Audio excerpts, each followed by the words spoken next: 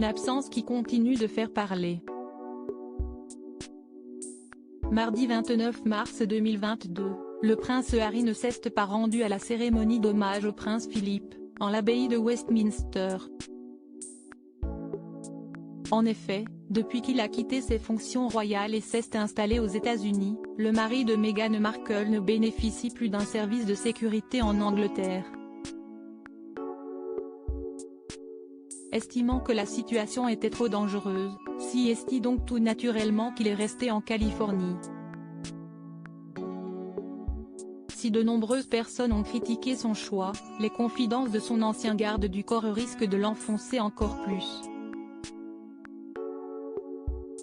Ken Wharf, qui s'est occupé de la sécurité de Lady Diana et ses deux fils, William et Harry, a déclaré que ce dernier prenait plus de risques en assistant aux Invictus Games aux Pays-Bas qu'en rentrant au Royaume-Uni. Du 16 au 22 avril prochain, le prince Harry sera en effet aux Pays-Bas pour assister à la compétition multisport pour soldats et vétérans de guerre blessés et personnes en situation de handicap, qu'il a fondée en 2014. Pour le Daily Mail, Ken Wharf a assuré que la nature même de l'événement en faisait une cible pour les terroristes en raison de ses liens militaires. Alors que la police et les services de sécurité des Pays-Bas ont refusé de dire si le prince Harry obtiendra une protection royale, le garde du corps a déclaré « Je suis perplexe quant à la raison pour laquelle Harry pense qu'il serait plus en sécurité aux Pays-Bas qu'au Royaume-Uni. Il se serait rendu au service commémoratif de son grand-père avec son frère ou son père et aurait reçu la protection du mai. Ce n'est pas comme s'il se serait présenté à l'abbaye de Westminster à vélo. »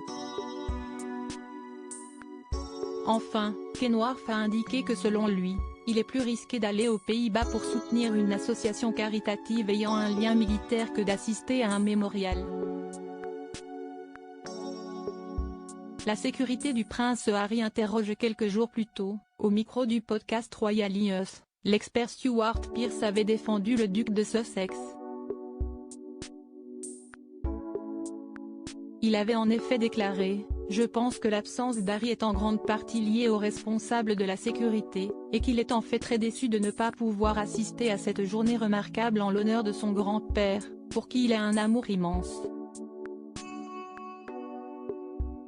De son côté, Richard Griffin, qui a été durant 14 ans officier de la protection royale du prince Philippe, avait confié au Daily Mail « Toutes ces bêtises sur sa protection, en ce qui me concerne, c'était une excuse pathétique.